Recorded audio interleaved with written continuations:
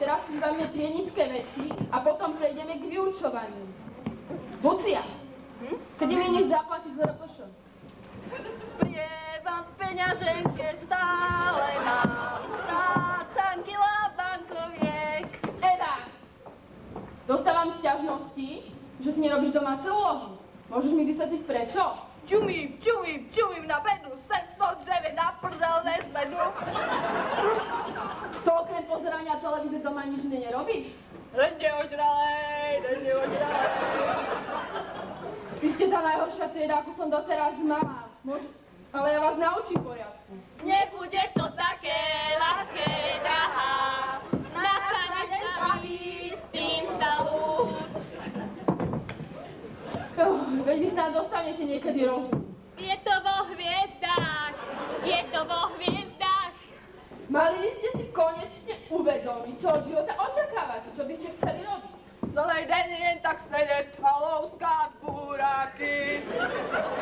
No ako vidím svoju budúcnosť, máte perfektne naplánovanú. Keby som bola princezna Arabela, nič by som robiť nemusela. Keď končí hodina, celá trieda pôjdete so mnou za riaditeľom. Nečakaj nás už nikdy. No necháme to už na číta. Prečítajte mi domáce úlohy. Eva, dúfam, že ju máš. No. Vaša téma bola zložiť hymnu na našu školu. Poďme. Páram,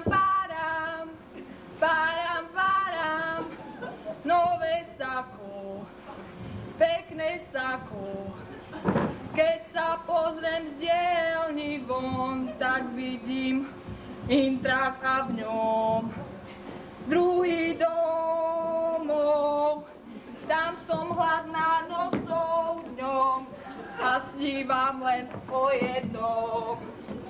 Sýta byť, potrebujem sýta byť, aby som mohla dobre šiť a nikdy nepárať nové sako.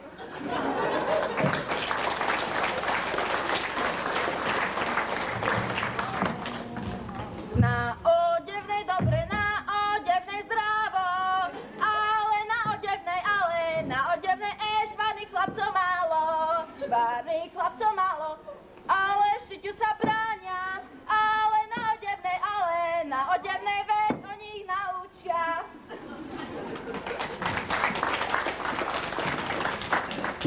Dochádzanie najlepšie mávame, tento rok to ale zmeniť hodláme.